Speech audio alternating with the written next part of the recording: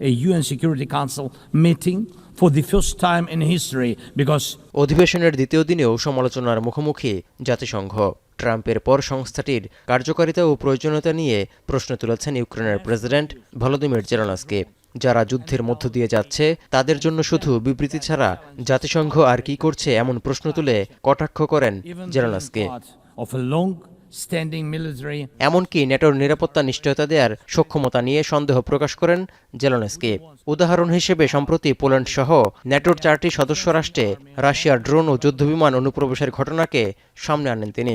Even being part of a long-standing military alliance doesn't automatically mean you are safe.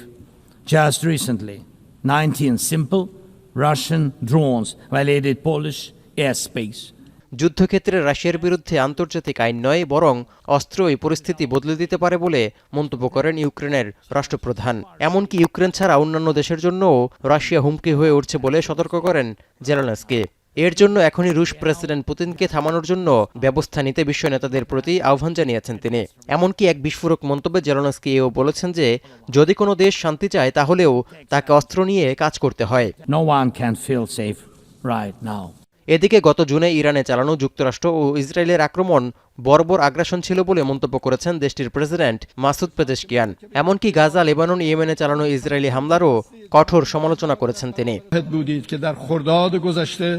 کشور من مورد تهاجمی وحشیانه و خلاف اصول مسلم حقوق بین الملل قرار گرفت. জাতিসংঘের ভাষণে তিনি জোর দিয়ে বলেছেন, ইরানের পারমাণবিক অস্ত্র তৈরির কোনো ইচ্ছা পূর্বেও ছিল না, ভবিষ্যতের জন্যও নেই। مسلم است که رژیم صهیونیستی و حامیان آن دیگر حتی به عادی سازی از راه سیاسی رضایت ندارند. হুজুর خود را با زور و জাতিসংঘে চলমান দ্বিতীয় দিনের অধিবেশনে যে 30টির বেশি দেশের সরকার প্রধান বক্তব্য দেওয়ার কথা রয়েছে তাদের মধ্যে আলোচিত ইউক্রেন ও ইরান ছাড়াও সিরিয়ার প্রেসিডেন্ট আহমেদ আল সারা। কারণ 58 বছর পর প্রথমবার সিরিয়ার রাষ্ট্রপ্রধান হিসেবে জাতিসংঘে বক্তব্য দেওয়ার সুযোগ পেয়েছেন প্রেসিডেন্ট আহমেদ আল সারা। এ সময় বাশার আল আসাদ সরকার পতনের পর যুক্তরাষ্ট্র, ইউরোপীয় ইউনিয়ন, সৌদি আরব, কাতার ও তুরস্ক সহ বিশ্বের বিভিন্ন দেশ তার সরকারকে সমর্থন দেয়, কৃতজ্ঞতা ও ধন্যবাদ জানান। নিউ ইয়র্কের স্থানীয় সময় সকাল 9টা থেকে শুরু হওয়া সভায় সব দেশের নেতারাই গাজায় ইসরায়েলি আগ্রাসনের তীব্র নিন্দা জানিয়েছেন।